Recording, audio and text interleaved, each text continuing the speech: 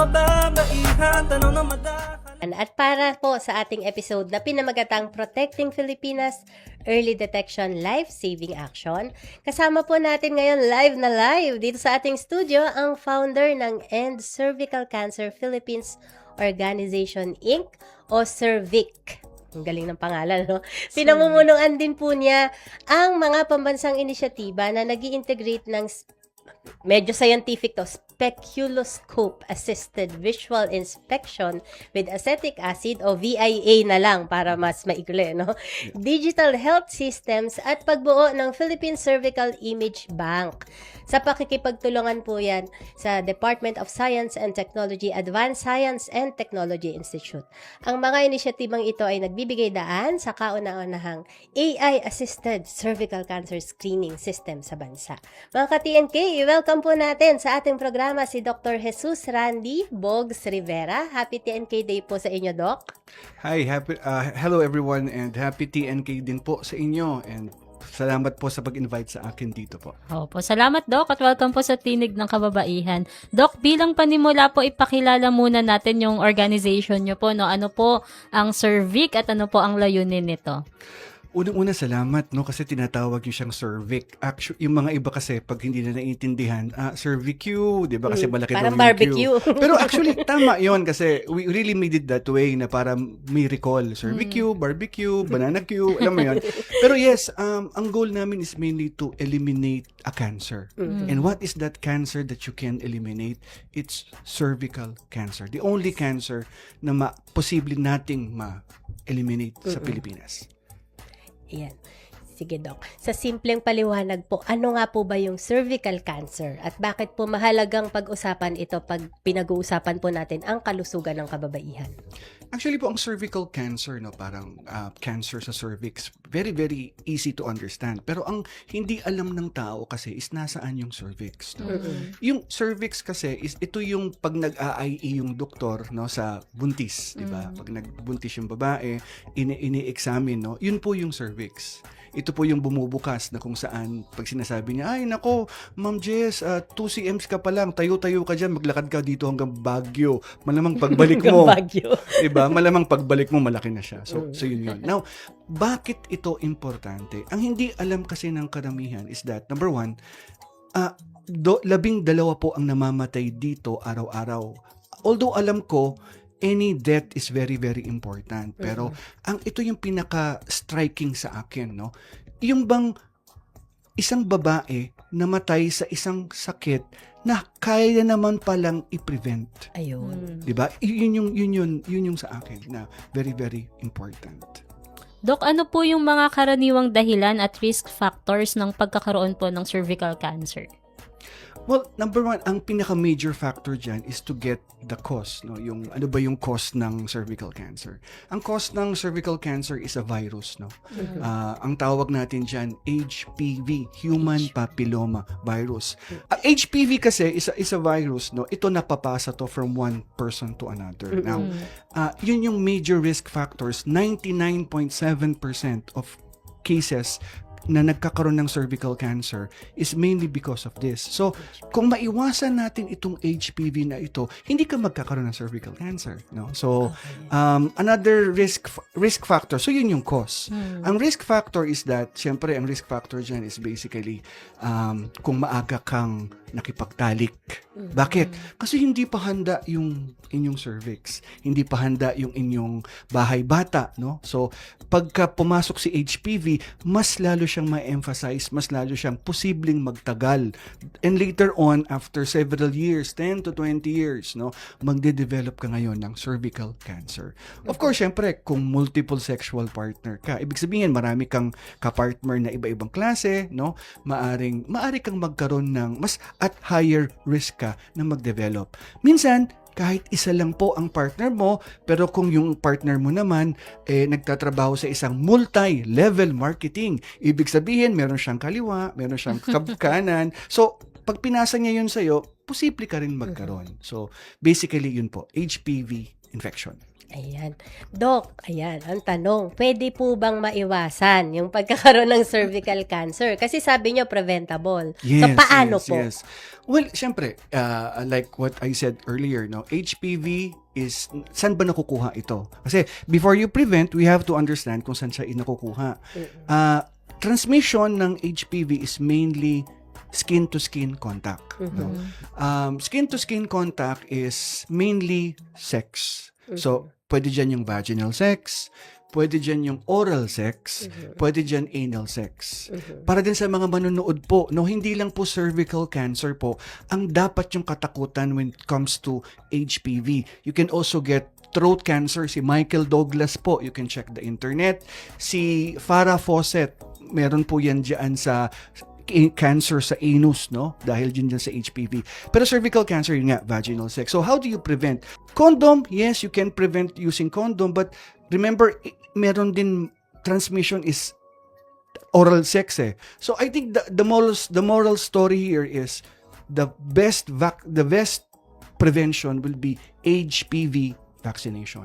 So habang bata po ang anak ninyo, age 9 to 14 hanggang 26, kahit na lagpasan nyo pa yung 26 years of age, I will honestly recommend you get the HPV vaccination. And hindi lang po ordinary vaccination kasi maraming klaseng HPV, may 2, may 4, may 9.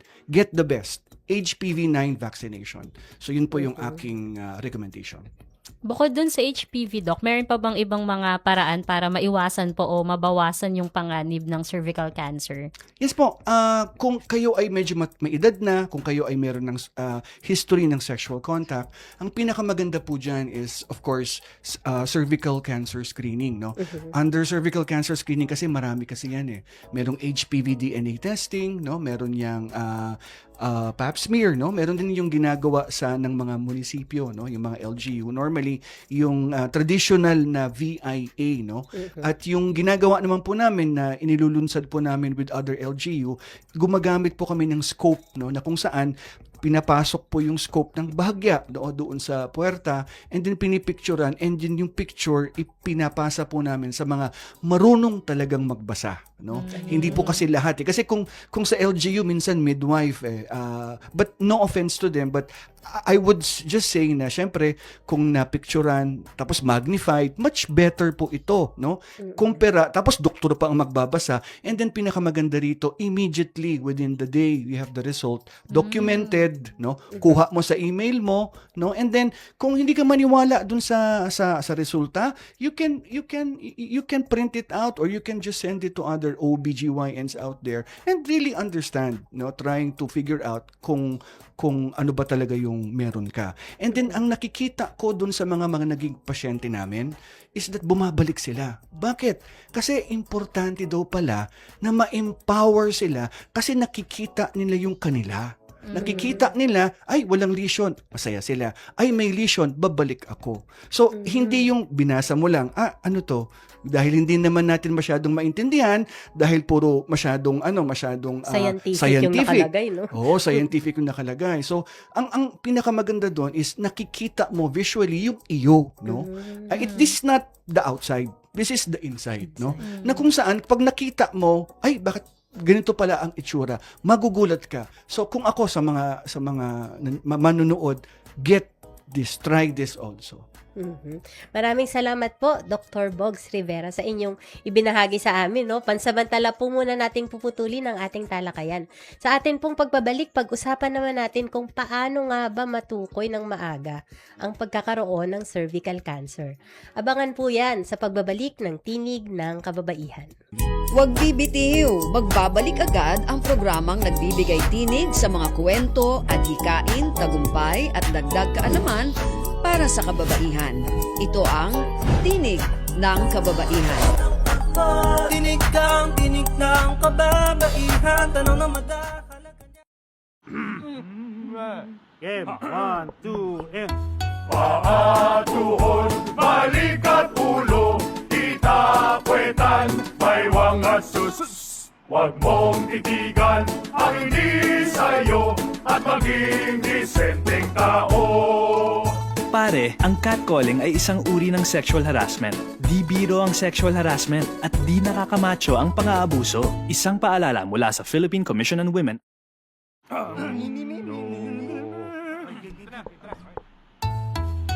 Ang suwit-sit ay bang-mang-mang, ang suwipol ay bang-hunghang, ang babae sa lansangan, huwag hiritan kundi igalang. Pare, ang catcalling ay isang uri ng sexual harassment. Di biro ang sexual harassment at di nakakamacho ang pang-aabuso. Huwag hiritan kundi igalang. Isang paalala mula sa Philippine Commission on Women. Chong chong chong chong pasipol-sipol, mga manong sa labas, pagpigil at gumalang, kaya ikaw sara bibig, kundi maganda ang lalabas. Pare, ang catcalling ay isang uri ng sexual harassment. Di biro ang sexual harassment at di nakakamacho ang pang-aabuso. Kaya ikaw sara bibig, kundi maganda ang lalabas. Isang paalala mula sa Philippine Commission on Women.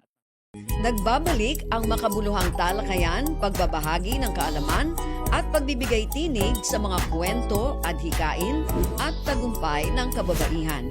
Narito na ang Tinig ng Kababaihan. Tinig ng kababaihan, tanong na madakalagan. Welcome back po sa Tinig ng Kababaihan at para po sa ating episode na pinamagatang Protecting Filipinas Early Detection Life Saving Action. Kasama pa rin po natin ngayon live na live dito sa ating studio si Dr. Bogs Rivera, ang founder po ng End Cervical Cancer Philippines Organization Inc. o CervicQ. Ayan, Dok, paano nga po ba matukoy ng maaga yung kung pagkakaroon ng cervical cancer, no? Ano po ba yung mga sintomas nito kung meron man? At meron din po bang mga lab test na pwedeng makadetect nito? Yeah. Thank you. Actually, yes, no? Yung test na binanggit ko kayo na yung cervical cancer screening na 3, is the best way how to really detect kung meron ka na. Kasi, ang hindi kasi alam po ng mga kababaihan is that, ang typical, hindi lang po babae, no, even kaming mga lalaki, no, is that yung bang tipong you wait for symptoms to appear. When the symptoms appears, that's the only time that you come see a doctor, no. So I think I want to change that. I want to break that idea, no. Kasi cervical cancer kaya po tinatawag na highly preventable kasi it starts with a virus.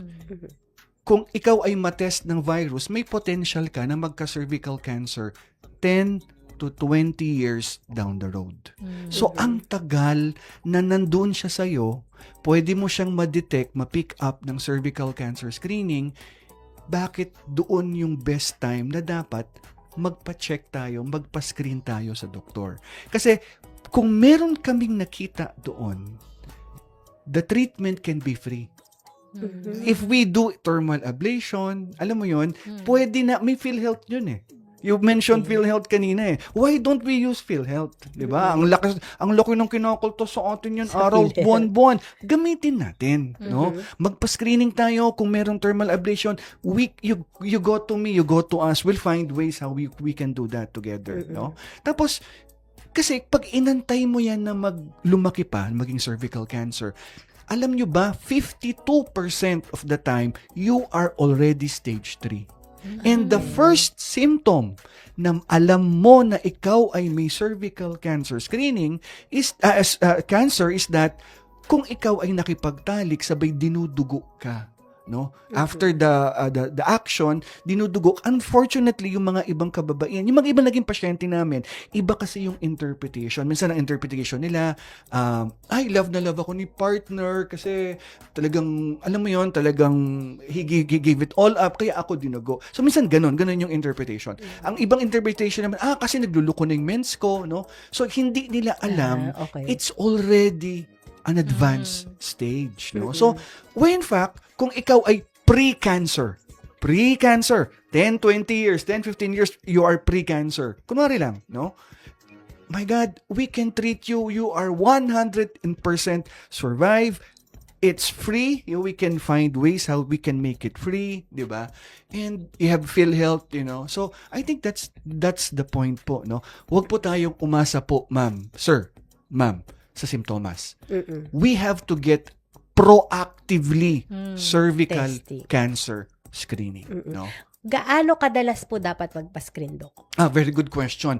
Kung kayo ay pap smear, ang sinasabi namin ngayon, dapat siguro yearly, no? Yearly. Pero kung gusto niyo yung ginagawa namin, may scope and everything, baka siguro every 3 years, no? Parang ganon. Pero kung gusto mo talaga ng pinakamaganda na screening, take the HPV. Kasi kung walang HPV, chances are hindi ka magkakaroon ng cervical cancer. So, ang HPV is every 5 years. Unfortunately, HPV is napakamahal. No? Right now sa Taguig, as I understand, libre pong binibigay ang HPV testing. Kung meron pong taga-Taguig dyan, pumuntahan nyo. Alam nyo, that cost... LGU yun, Doc. Yes po. Very LGU ng Taguig, no? I am not from Taguig, but I just saw their Facebook this morning, no? And then sabi ko, my God, these people are really into saving lives, saving women, no? So, ma'am, saludo po ako sa mayor dyan, sa CHO dyan, saludo po ako sa inyo, no? And yun po ang point ko, mahal po ito. If you go out, it can range between 7 to about 10 to 12,000 Screening lang. per Screening. test alone. Ayan. Tapos, Doc, tama po na parang kapag na-diagnose ka ng HPV, pagka may HPV ka na po, hindi ka na, Hindi na siya mawawala sa hindi na siya mawawala sa sistema mo. Pero curable po. Yeah. Actually, ano ko lang yun, although partly tama yun, siguro, there is that possibility na nandun na talaga siya, no? There is also that possibility na mawala siya, no? Pero minsan kasi hindi natin alam, may dormant eh. May Okay. natutulog. Minsan may HPV ako after pag bumaba yung immune system ko, also immune system also plays a role, no? So dapat panatiliin nating malakas ang ating kalusugan, huwag tayong manigarilyo, we do exercise kasi to increase yung alam mo yung ating good vibes, no? Endorphin sa ating katawan, no? And pagkain also. So if we do that, no, tama kayo, maaring nandoon pa rin, pero at least may posibilidad pa rin na magkaroon ito ng cervical cancer. Pero kung magandang yung immune system, hindi naman ito magtutuloy, kusa siyang mawawala. Dok, kung sakali naman po na na-diagnose na po na may cervical cancer daw po no after ng screening or ng testing, ano po yung mga posibleng gamutan o treatment options na pwede po nilang pagpilian? Normally po, kung depende yan kasi sa stage, no? Ang stage kasi hindi yan nakabase doon sa radiologic exam, yung x-ray mo, CT scan mo, MRI mo. Normally sa clinical yan. Pag IE ng gynecologic oncologist. Kung stage 1A, 1B1, maliit lang, nandoon lang sa somewhere sa out there, siguro surgery. Tatanggalin lahat ng buong matris mo, tatanggalin yung upper portion ng puwerta mo, tatanggalin yung mga kulani on the sides, no? That's what you do. Pero kung ikaw ay 1B, 1, 2 pataas, no? Normally, sa amin na pumapasok yan. As an oncologist, yun po yung ginagawa namin, radiation oncologist. Diyan kayo sa mga merong radiation facility na kung saan marami din ito 28 sessions na babalik-balik ka. Yung treatment mo, napakadali. Pero sa sobrang dami ng pasyente ngayon, ang tagal niyong nag-aantay. No? And then, this is given every day for 28 days, no? Monday to Friday lang. And then, minsan may internal radiation ka, yung brachytherapy na tinatawag, 4 na session, tapos may chemotherapy pa, no? So, it's very mahal. Mahal po. Ayun.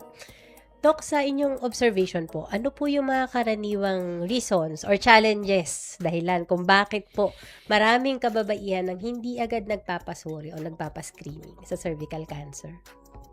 I think it's the lack of awareness also, no. Yung minsan kasi hindi alam ng kababaihan na ito pala ay highly preventable. Hindi ito parang breast cancer na kung saan antayin mo munang magkabukol ka. Pag nagkabukol ka, doon mo palang papasuri kung ano ba ito, kung benign ba to or ano. Ang cervical is very, very different, no. If you get screened, alam mo yon, alam na namin kung as early as papunta pa lang ng cancer, matitreat na natin. 'Di ba? So, kung na-treat na natin, we have already saved a life.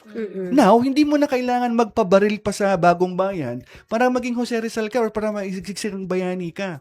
All you have to do is to share this idea, this concept sa mga kababaihan na, we can save lives together. Yun. Tapos kanina pinag-uusapan natin nung break, Jessel and Oo. Doc, no? Yung tungkol balik tayo dun sa bakuna. Kasi 'di ba yung dati po kasi ino-offer lang talaga to dun sa mga hindi pa nagkakaroon ng sexual contact. Yes. Oo. Kaya nga usually ino-offer to dun sa mga teenager, no, ng mga Correct. kababaihan. Correct Ngayon po. hanggang ngayon po ba ganun pa rin, Doc, or may pagbabago na po? The bakuna now has been advocated kahit anong edad na actually, no. Pero may merong contention doon, no. Ang ideal talaga is dapat wala ka pang contact, dapat mababakunahan ka na. Dapat nasa magandang edad ka, 9 to 14. Bakit? Kung ito 9 to 14, ito 18 years old, parehong walang sex, mas maganda ang immunogenicity nito. Ibig sabihin, mas mataas, mas malakas yung contra protection mo against bakuna kumpara dun sa 18. Pero pag tumatanda ka na, no, syempre bumababa ng konti. Pero kung meron ka ng karanasan, normally naman kahit meron ka ng karanasan sa sex, kung makakapasok naman ng HPV sa'yo, minsan isang type lang, isa or dalawa lang. Alam nyo ba na merong 13 types of HPV na maaring magdulot sa inyo ng cervical cancer? So pagbibigay ng bakuna can protect the rest. No? Okay. And then, ito nakikita ko to, no, yung mga pasyente namin na merong warts, no? Kasi, if you don't mind, ang human papilloma virus, the word papilloma is kulugo. But there are different types of kulugo. Yung kulugo dito, sa mukha, sa katawan, those are perfectly normal na kulugo. Hindi nakaka-cancer yon. Ang nakaka-cancer are the kulugo na nandoon sa mucosal. Yung mga ganito, mucosal, no? So, throat, are ng lalaki, babae, puwet, no? So, if you have those warts, ang ginagawa namin, kinokotary namin, once we do the cautery, we always give HPV. Bakit? Meron ng HPV, bakit mo pabibigyan ng bakuna? Ang main reason namin is to prevent relapse. Ayun. Kasi babalik yun eh. So, yun. Hope that helps. Thank you so much po, Doc, no, sa mga ibinahagi niyo po sa amin. At bago po tayo pumunta sa huling po nating tanong, alamin po muna natin kung ano ang say ng ating mga ka-TNK sa ating say sa TNK Question of the Week. Ang tanong nga po natin, ano ang pagkakaalam niyo tungkol sa cervical cancer at paano ito maiiwasan? Yan, ang say po ni Rosemay Liwag Peralta, ito ay isang uri ng cancer na kahit dalaga ay pwedeng magkaroon. Kaya importante ang regular na pagpapacheck up sa gynecologist upang ito ay maiwasan. Ito naman po ang say ni Teddy Bernal. Dahil sa isang kamag-anak, natutunan ko na ang cervical cancer mula sa HPV ay isang silent killer dahil wala itong paunang sintomas. Pero, ang magandang balita, isa ito sa pinaka-preventable na uri ng cancer basta't maaga tayong mag-ingat, magpabakuna at magpa-check. Ito naman po ang say ni Marga Nuke. Ang alam ko tungkol sa cervical cancer is mostly about prevention. Online and in physical spaces, nakakita ako ng reminders for women to get regularly checked para ma-prevent yung pag-develop o pag-worsen nito. I think it's important that we have more conversations about cervical cancer prevention and body shyness among young girls and women. It's important that they are encouraged to get checked and access available medical resources to prevent the disease. An additional insight po ito po ang say ni Sean Kyle Flores. Ang cervical cancer ay cancer sa kwelyo ng matrace na pangunahing dulot ng impeksyon mula sa HPV.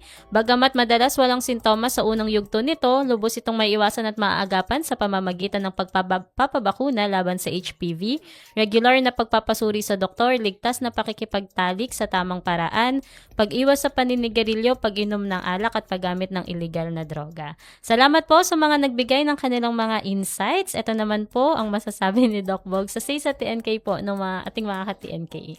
Actually, halos lahat ng mga sagot nila, they are very correct, no? Ang kuwan na lang doon is, now na alam na nila, I am very much hoping that they can proceed now dun sa implementation or the execution part, which is sila mismo makapagpa-screen, makapagpahikayat ng kababaihan na ma-screen. Kung meron kayong ichichismis, no? I think this is the best word of the day na dapat yung i-chismis na itong sakit na to kung makapagpa-screening ka lang, no? It doesn't matter kung anong klaseng screening. Sabi nga ng aking idol po na gynae-onco na doktor, Doktora Cecilia Llave, the best screening is whatever screening that is available to you.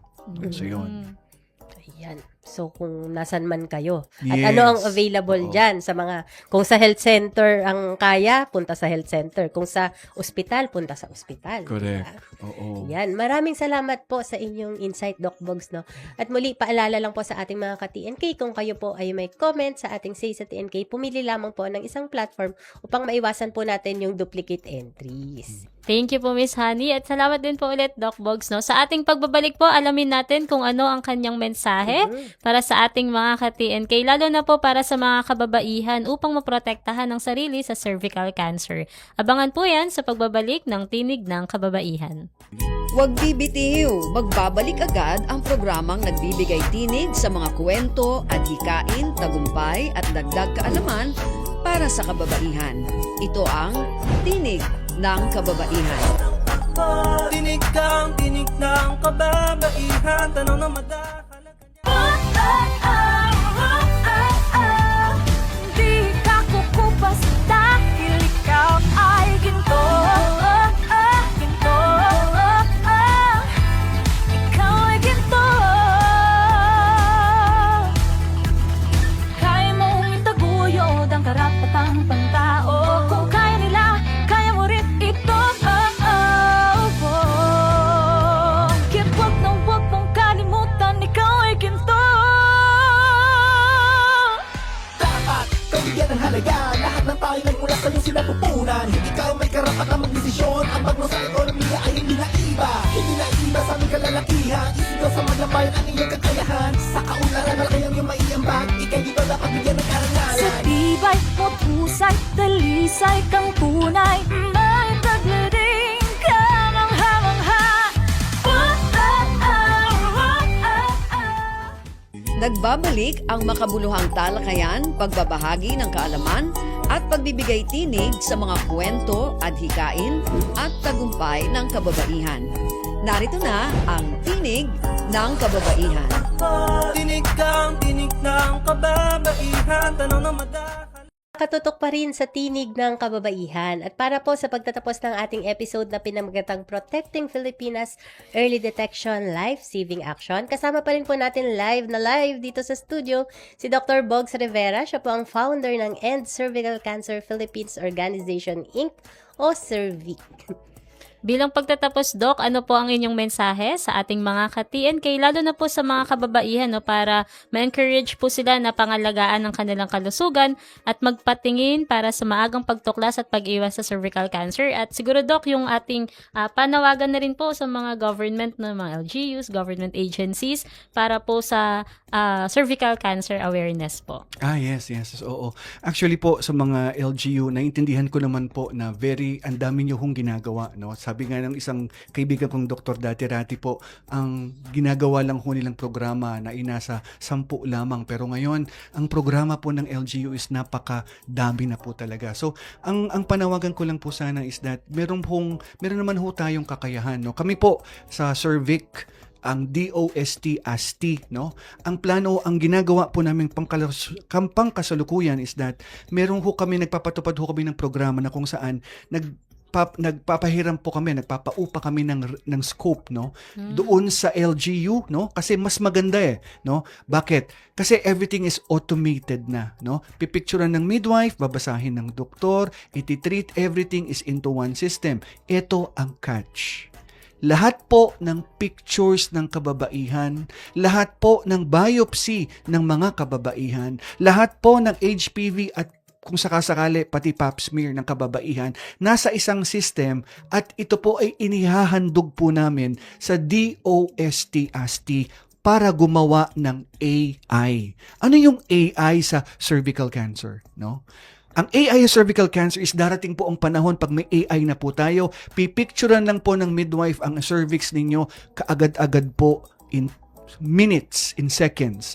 Meron na po siyang resulta mula Abra hanggang Holo ng Pilipinas. And that is how how we forecast the Philippines, no? This is the first innovation na gagawin natin na may AI driven para sa Pilipinas. I am hoping sana matulungan niyo po kami, no?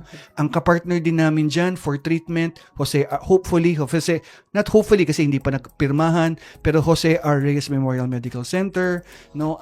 Ang hopefully again ang Agusan del Sur, no?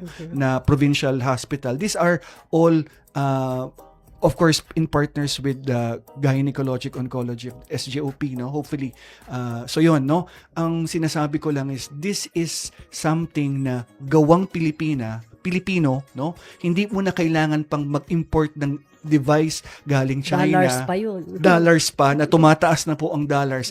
Hikayatin po natin ang atin, no. So yun po.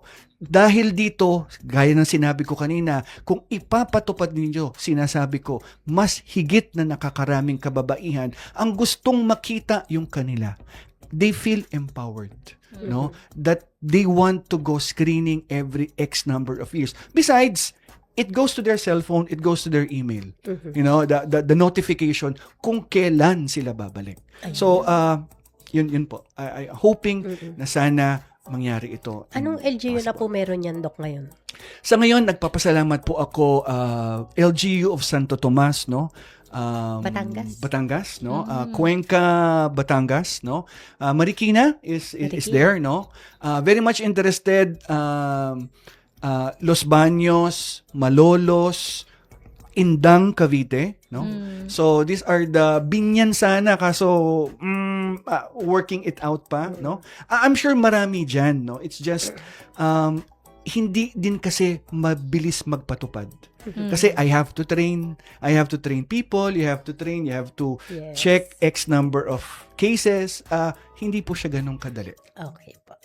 Muli, maraming salamat po kay Dr. Jesus Randy Bogs Rivera sa pagpapaunlak po sa aming imbitasyon. Siya po ang founder ng End Cervical Cancer Philippines Organization, Inc. o CERVIC. Salamat din po sa lahat ng kapwa advocates natin na lumalaban para wakasan ang cervical cancer. At sa punto pong ito, mga ka-TNK, nais po nating pasalamatan ang Radio Pilipinas Presidential Broadcast Service, Bureau of Broadcast Services, si Officer in Charge Alan Alyanige at lahat ng mga production personnel na nakatuwang po natin sa broadcast natin ngayong araw. Yan. Bago ako magpasalamat, may nais pang ipahabol si Doc.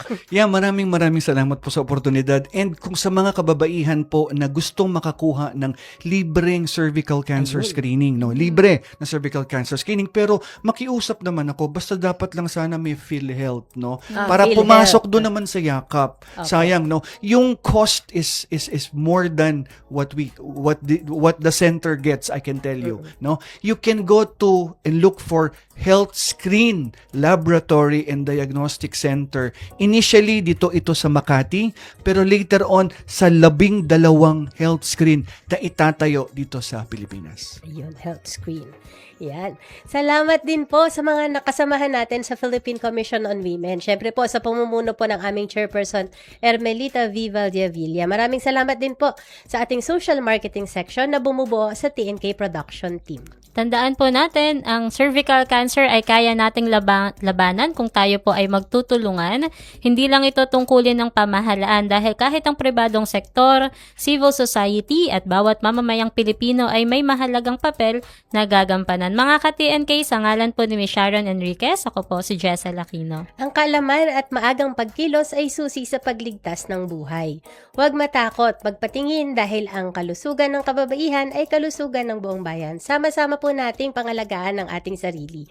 Dahil ang bawat Pilipina ay mahalaga, kaya bawat buhay ay dapat maprotektahan. Mga ka-TNK, ako po si Hani Castro.